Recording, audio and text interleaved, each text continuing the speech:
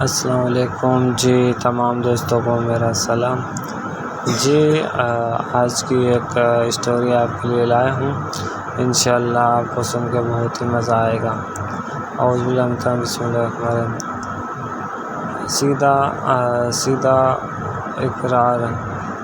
سیدھا اقرار اعجاز حیدرآباد ماہین ایک بہت ہی پیاری بچی تھی۔ وہاں اپنے والدین کے اکلوتی بیٹی تھی۔ وہ روزانہ صبح اسکول جاتی اور گھر واپس آ کر کام کاج میں اپنا امی کا ہاتھ بٹاتی۔ ایک دن ماہین اسکول تاخیر سے پہنچی تو ٹیچر نے بہت ہی ڈانٹا اور وقت پر آنے کی تاکید کی، لیکن اب تو روز یہی ہونے لگا۔ ماہین سب سے آخر میں اسکول پہنچتی اور مس سے خوب ڈانٹ کھاتی، لیکن اصل وجہ نہیں بتاتی تھی کہ کہیں اسے بہانہ نہ سمجھ لیا جائے۔ پھر ماہین پورے ایک ہفتے اسکول نہیں آئی۔ بچے مختلف باتیں کرنے لگے۔ وہ روزانہ ٹیچر سے لیٹ آنے پر ڈانٹ کھاتی تھی، اس نے اسکول ہی چھوڑ دیا ہو۔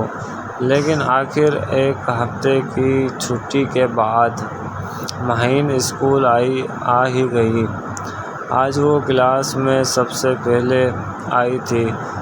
جاری ہے، ٹیچر کلاس میں داخل ہوئی تو سب بچوں نے اٹھ کر انہیں سلام کیا۔ مس نے سلام کا جواب دیا اور کہا۔ ماہین کو دیکھ کر چونک گئی۔ انہوں نے ماہین کو اپنے پاس بلایا اور کہا، ویسے تو تم روزانہ اسکول دیر سے آتی تھی، آج پورے ایک ہفتے کے بعد آئی ہو۔ دل بھر گیا چھٹیوں سے۔ مس غصے سے اسے ڈانٹے جا رہی تھی تو ماہین کی آنکھوں سے آنسو بہہ رہے تھے۔ اس نے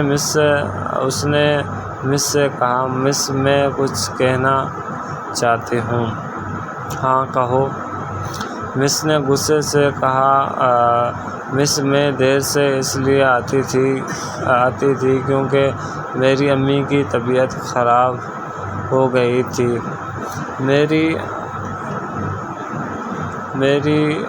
میرا کوئی بھائی یا بہن نہیں ہے۔ والدین کسی فیکٹری میں کام کرتے ہیں۔ ناشتہ تیار کرنے اور ماں کو دوائی دینے کی وجہ سے میں دیر سے آتی تھی۔ پھر ماں کا انتقال ہو گیا، اس لیے کئی دن اسکول نہ آ سکی۔ آئندہ ہمیشہ وقت پر آیا کروں گی کیونکہ اب میری ماں کی خدمت نہیں کر سکوں گی۔ ماہین کی باتیں سن کر سب ہی بچے افسوس کرنے لگے اور